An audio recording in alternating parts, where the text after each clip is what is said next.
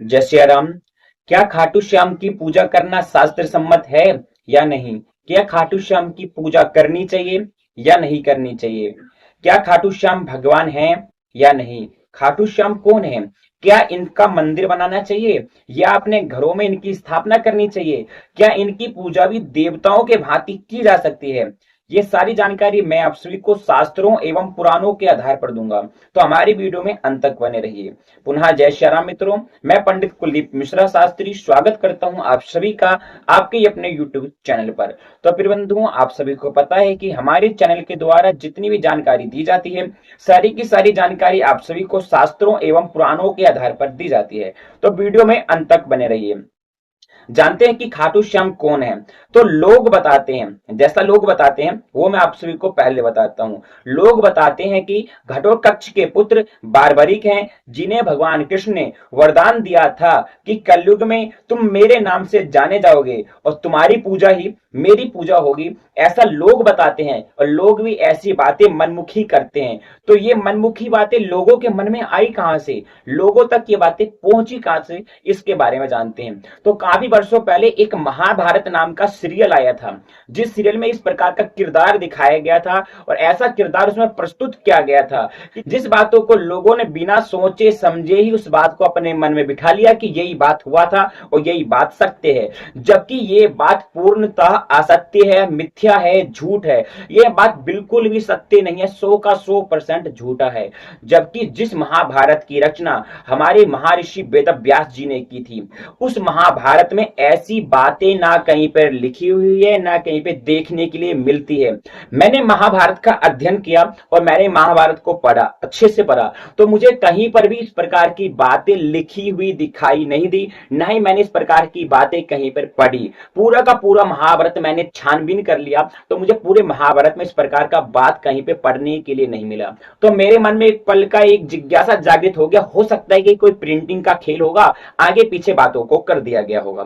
तो मैंने कुछ विद्वानों से, संतों से, ज्ञानियों से, महात्माओं से इस बात को जानने की जिज्ञासा की। तो मैंने कुछ संतों के पास भी इस बात को प्रस्तुत किया, इस बातों को जानना चाहा। तो उन संतों ने, विद्वानों ने, ज्ञानियों ने भी कहा कि खाटू श्याम भगवान नहीं है, ये बात पूर्णतः असत्य है। और जो लोग बताते हैं कि घटोत्कच के पुत्र बार्बरिक हैं, जिनको भगवान कृष्ण ने इस प्रकार का वरदान दिया था, तो ये बात भी पूर्णतः असत्य है। असली बात क्या है इसके बारे में जानते हैं। अब मुझे वहां से भी तो समझ में नहीं आया कि उन्होंने अच्छे से बताया नहीं कि बात, ये बात सत्य है क्या असत्य, अभी भी मैं कंफ्यूजन में रहा। उन्होंने ये तो बोल दिया कि बात असत्य है, लेकिन मेरे मन में फिर भी जिज्ञासा बनी रही, क्यों ना इसके बारे में पूर्णतः रूप से मंथन किया जाए, इस बात को गहराई में जाया जाए कि बात है क्या, कहां से आया, किस प्रकार से आया। क्योंकि विद्वानों ने, संतों ने सीधा, भैया वो तो ज्यादा बात करते नहीं है, सीधा सीधी वो लोग बोल देते हैं ये बात असत्य है कि सत्य है, होना चाहिए कि नहीं होना चाहिए। तो विद्वानों ने, ज्ञानियों ने, संतों ने साफ मना कर दिया कि ये बात तो असत्य है, किसी प्रकार से सत्य नहीं है। और जो लोग बोलते हैं कि भगवान कृष्ण ने खाटू श्याम को यानी कि बार्बरिक को इस प्रकार का वरदान दिया था, ये बात भी असत्य है। अब पूर्णतः असत्य किस प्रकार से, उन्होंने भी इस बात को पूर्णतः क्लियर नहीं किया था। जी हाँ, मेरे मन में भी संशय बना हुआ था। तो मैंने कुछ और मंथन किया, काफी सारे ग्रंथों को, शास्त्रों को छानबीन करने के पश्चात मुझे एक पुस्तक के बारे में पता लगा जिसका नाम कालिका तंत्र है। तो कालिका तंत्र नाम का पुस्तक भी मैंने छानबीन करना चालू किया, उसको भी पढ़ना चालू किया। तो कालिका तंत्र नाम का पुस्तक जब मैंने पढ़ा, तो उस पुस्तक के अंदर में मुझे बार्बरिक के बारे में कुछ विषय पता लगी, बार्बरिक के बारे में कुछ विषय जानने के लिए मिली। और मैंने क्या जाना वो आप सभी को बताता हूं कि एक समय ब्रह्मलोक में देवताओं और भगवान नारायण के बीच में बात हो रहा था, विषय छिड़ा हुआ था कि पृथ्वी पे इस प्रकार से अत्याचार हो रहा है, पापी हो रहे हैं, दुनिया भर के अत्याचार किए जा रहे हैं संतों पर, असाइयों पर। इन अत्याचारियों को शांत कैसे किया जाए, पापियों का संहार कैसे किया जाए, कौन करे इसका संहार, कौन जाए इन पापियों से लड़ने के लिए। तब भगवान कृष्ण ने कहा कि मैं जाऊंगा उन पापियों का, इन अत्याचारियों का संहार करूंगा। तो उसी बीच में सूर्यवर्चा नाम का एक यक्ष था, जो कि 84 करोड़ यक्षों का राजा है। इसने ब्रह्मदेव के बीच में और भगवान नारायण के बीच में हस्तक्षेप कर दिया। और एक बात आपने भी सुना होगा कि जब दो बड़े लोग आपस में बात कर रहे हो तो उस बीच में किसी छोटे का या किसी और का भी हस्तक्षेप नहीं करना चाहिए। जी हाँ, इस सूर्यवर्चा नाम के यक्ष ने भगवान नारायण अब ब्रह्मदेव के बाद बीच में जो बात चल रही थी कि पृथ्वी से अत्याचारियों का कैसे संहार किया जाए, उस बीच में जाकर के कहा कि भगवान आप किस लिए जाओगे, मैं खुद ही और मैं अकेले ही जाकर के पृथ्वी से इन पापियों का अत्याचारियों का संहार कर दूंगा। जो बात ब्रह्मदेव को अच्छी नहीं लगी, ब्रह्मदेव ने के मन में कुछ प्रकार से अपमानजनक उन्होंने समझ लिया कि मैं ब्रह्मदेव हूं और ये भगवान नारायण के बीच में आकर के एक तुच्छ सा यक्ष आकर के हस्तक्षेप कर रहा है, ये किस प्रकार से हम दोनों की बातों के बीच में आकर के बातों को कटाक्ष कर रहा है। यह बात ब्रह्मदेव को बहुत ही बुरा लगा, उनके मन में अपमानजनक उनके मन में लगा, तो उन्होंने उसी समय उस सूर्यवर्चा नाम के यक्ष को श्राप दे दिया कि जाओ मैं तुम्हें श्राप देता हूं, आने वाले कलयुग में तुम भगवान श्री कृष्ण के हाथों से ही मारे जाओगे। जब इस प्रकार का श्राप ब्रह्मदेव ने उस सूर्यवर्चा नाम के यक्ष को दिया तो सूर्यवर्चा नाम का यक्ष ब्रह्मदेव के चरणों में साष्टांग प्रणाम करता हुआ क्षमा मांगने लगा। तो ब्रह्मदेव ने कहा दिया हुआ श्राप तो मैं वापस नहीं ले सकता हूं, लेकिन कुछ उपाय कुछ निवारण जरूर तुम्हें बता सकता हूं। तुम्हें पूर्व जन्म का स्मरण हमेशा बना हुआ रहेगा और तुम भीम की पत्नी हिडिंबा से तुम्हारे पिता घटोत्कच का जन्म होगा और तुम घटोत्कच के पुत्र बर्बरिक कहलाओगे। तुम राक्षसी पुत्र भी कहलाओगे और तुम्हारा नाम बर्बरिक होगा और तुम्हें पूर्व जन्म का इतिहास बना रहेगा। आगे तुम्हें क्या करना ये तुम पर ही निर्भर करता है, लेकिन तुम भगवान श्री कृष्ण के हाथों से जरूर मारे जाओगे। तो इस प्रकार का श्राप ब्रह्मदेव ने किसको दिया था, उस सूर्यवर्चा नाम के यक्ष को। वहीं सूर्यवर्चा नाम का यक्ष पांडवों के वंश में घटोत्कच के पुत्र बर्बरिक के नाम से उत्पन्न हुए। जी हाँ, जो कि महाभारत के युद्ध का एक श्रेष्ठ योद्धा भी बनने वाला था और उसके पूर्व जन्म का इतिहास तो मालूम ही था कि क्या करना है क्या नहीं करना है। तो ये जो बातें हैं पूर्णतः असत्य है कि खाटू श्याम भगवान है और भगवान श्री कृष्ण ने उनको इस प्रकार का वचन दिया था या वरदान दिया था कि तुम मेरे नाम से जाने जाओगे, तुम्हारी पूजा ही मेरी पूजा होगी। यह बात पूर्णतः असत्य हो गया। अब एक बात और मैं आप सभी को बता दूं कि यक्षों की और गंधर्वों की पूजा नहीं की जानी चाहिए, न ही इनकी पूजा की जाती है। जबकि जो यक्षों की पूजा करता है उस पर धन संपत्ति की कमी नहीं रहती है। इसलिए आपने देखा होगा कि जितने भी खाटू श्याम के मंदिर हैं या खाटू श्याम से जुड़ने वाले जितने भी लोग हैं उन पे धन संपत्ति की कमी नहीं रहती है, क्योंकि यक्षों की जो पूजा करता है उस पर धन संपत्ति की कमी नहीं रह सकती है। लेकिन शास्त्र और वेद मना करते हैं कि यक्षों के गंधर्वों की पूजा नहीं करनी चाहिए। इंद्र एक गंधर्व भी है और देव भी है। इंद्र की पूजा कौन करते थे, ब्रजवासी करते थे, जिस बात का खंडन भगवान श्री कृष्ण ने किया कि तुम्हें इंद्र की पूजा नहीं करनी चाहिए। जबकि इंद्र तो भैया बारिश भी देता था, तब भी उनकी पूजा करने से भगवान श्री कृष्ण ने उनकी पूजा ना करे इस बात का खंडन किया और पूजा करने तो प्राकृतिक की पूजा कीजिए। अब आप सोचिए, आप तो एक देव की भी पूजा नहीं करते, आप तो यक्ष की पूजा करने के लिए तैयार हो जाते हैं।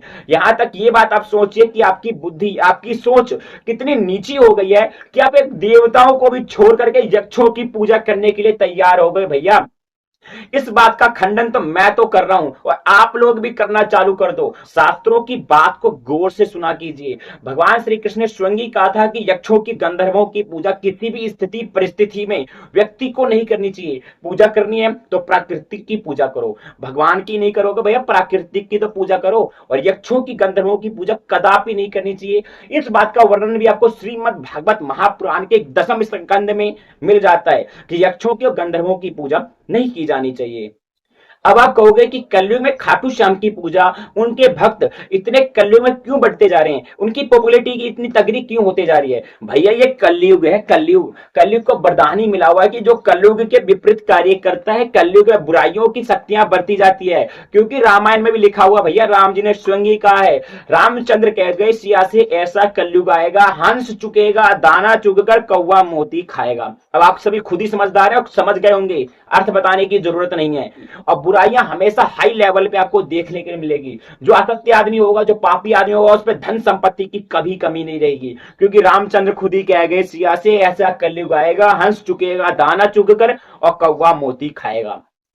तो आप लोग देख रहे होंगे कि कलयुग में किस प्रकार से पापियों पे, दुराचारियों पे धन संपत्ति की कमी नहीं रहती है। और पापियों की, यक्षों की, भूत प्रेत पिचास यक्ष गंधर्वों की पूजा की जा रही है। साईं कौन है, खाटू श्याम कौन है, संतोषी माँ कौन है, ये तीनों तो फ्रॉड ही हैं। किस प्रकार से इनकी पूजा की जा रही है। हमारे देवताओं के बीच में बैठा करके हमारे परम पूज्य आराध्य राम प्रभु हैं, कृष्ण जी हैं, माता रानी है, भोले बाबा हैं, इत्यादि देवताओं के बीच में बैठ करके साईं की पूजा की जा रही है। बताइए, खाटू श्याम को स्थापना की जा रही है, जबकि खाटू श्याम का खंडन हमारे शास्त्रों ने पूर्णतः कर दिया है। हमारे वेदों में भी इस बात का जिक्र नहीं मिलता इन तीनों के बारे में। और इन तीनों के भक्त आप देख लो, दुनिया भर के भक्त आपको मिलेंगे। साईं के भक्त देख लो, संतोषी माँ के भक्त देख लो, और खाटू श्याम के भक्त देख लो, जबकि तीनों के तीनों क्या हैं आप खुद ही समझदार हैं। खाटू श्याम के बारे में तो मैंने आपको बता दिया। साईं बाबा कौन है, लिंक पे क्लिक करें, वीडियो में पूरी जानकारी दी हुई है कि साईं बाबा कौन है। उसके बारे में हमने पूरी डिटेल के साथ में वीडियो बना रखी है। तो एक बार पुनः मैं कहूंगा कि खाटू श्याम कोई भगवान नहीं है। खाटू श्याम की पूजा शास्त्र सम्मत नहीं है। खाटू श्याम की पूजा अपने आराध्यों के बीच में बिठा करके नहीं करनी चाहिए। भैया मानता हूं तुम्हारे पर्सनल भगवान है तो तुम अपने घर में बनाओ, अपने लिए बनाओ, तो तुम खुद ही पूजा करो। लेकिन हमारे मंदिर में, हमारे धार्मिक स्थल में, हमारे भगवान के घर में कभी भी साईं की मूर्ति या खाटू श्याम की मूर्ति, संतोषी की मूर्ति ना बिठाएं। जी हाँ, माँ मैंने गलती से बोल दिया, वो माँ नहीं है, वो संतोषी है। पता नहीं कौन है, मुझे भी कुछ रिसर्च करना पड़ेगा, छानबीन करनी पड़ेगी। तो अब हमारे आराध्यों के बीच में, हमारे देवताओं के बीच में साईं को, खाटू श्याम को, संतोषी को भूल करके भी ना बिठाएं। तुम्हें पूजा करनी है, तुम्हारे लिए पर्सनल देवता है तो अपने घर में बनाओ, लेकिन हमारे मंदिरों में कदापि इनकी स्थापना ना करें। क्योंकि खाटू श्याम के बारे में मैं पुनः कहूंगा, वो देवता नहीं है, वो यक्ष है। और यक्षों की, गंधर्वों की पूजा नहीं की जानी चाहिए। इस बात का खंडन भगवान श्री कृष्ण ने भी किया है, और यह बात वर्णन आपको श्रीमद् भागवत महापुराण के 10वें स्कंद में मिल जाता है। पूजा करनी है, भगवान की पूजा नहीं करोगे तो प्रकृति की पूजा करो। भैया यक्षों की, गंधर्वों की पूजा क्यों करते हो? अपनी सोच, अपनी बुद्धि इतनी बेकार क्यों करते जा रहे हो आप लोग? क्या आप पे कलयुग कितना हावी हो गया कि आप यक्ष की, एक भूत प्रेत की पूजा करोगे? यक्ष है कौन? यक्ष तो गंधर्व से भी नीचा है, जिसकी क्लास का वर्णन ही नहीं किया जा सकता है। सबसे ऊपर जगत के पालनहार भगवान विष्णु है, संहार करता शिव है, रचयिता वर्मा जी है। वर्मा जी की पूजा नहीं की जाती। तुम बताओ यार, यक्ष की पूजा करने के लिए तैयार हो जा रहे हो? मुझे तो समझ में नहीं आ रहा कि आपकी बुद्धि कितनी नीचे ही हो गई है, और कहां तक आप लोग पहुंच चुके हो कि आप यक्ष की पूजा करने के लिए भी तैयार हो जाते हो। बताओ, यानी कि आप तो आने वाले समय भूत प्रेत पिशाच डाकनी शाकनी इत्यादि की भी पूजा करने लगोगे, जिसकी पूजा भी तांत्रिक लोग करते हैं। यानी भैया अपनी सोच को बदलो। पुनः कहूंगा, हाथ जोड़ करके विनती करता हूं, अगर आपका जीवन का उद्देश्य है कि परमपिता परमात्मा को प्राप्त करना है, तो सात्विक भगवान की पूजा करो भैया, जिसके बारे में वर्णित हमारे वेदों में मिलता है। तो खाटू श्याम को वर्णन हमको किसी वेदों में, किसी शास्त्र में, किसी पुराण में भी नहीं मिलता है, और महाभारत में भी नहीं है। यह बात पूर्णतः असत्य है, जो लोगों द्वारा सुनाई जा रही है, बनाई जा रही है। यह बात पूर्णतः असत्य है। इतना मुश्किल से छानबीन करके मुझे इनके बारे में जानने के लिए मिला, इसलिए भैया वीडियो को लाइक करके ही जाना। जी हाँ, आगे जानते हैं, और भी जानते हैं कि जब खाटू श्याम एक वैदिक देवता नहीं है, एक वैदिक भगवान नहीं है, तो आप इनको अपने घर में किस प्रकार से प्रतिष्ठित कर सकते हो, ये बताओ आप मुझे। क्योंकि इनकी प्राण प्रतिष्ठा का कोई मंत्र ही नहीं है। क्यों नहीं है मंत्र? क्योंकि ये वैदिक देवता नहीं है। एक शास्त्रीय देवता होते तो इनका वैदिक मंत्र होता। जब एक शास्त्रीय देवता है ही नहीं, तो इनका मंत्र कहां से आएगी, इनकी उपासना पद्धति कहां से आएगी? आप लोग खुद ही जरा ध्यान से सोचिए।